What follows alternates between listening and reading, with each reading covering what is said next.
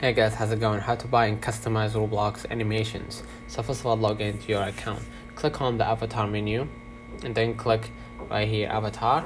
And then in the shop, search for animations or use the filters to find specific types like walk or jump. And then click on the animation that you want and then hit buy button to purchase it. Go to the avatar section in the menu, select the animations tab and choose your new animation to equip it. Right, if you have one right here, click on animations and you're gonna be able to see, right, walk, jump, swim and all that stuff. And then basically you are now ready to use and customize your animations in Roblox games. So let me know in the comments if this video helped you. Don't forget to like and subscribe, turn on the notification bell to receive every video we upload. Thank you for watching.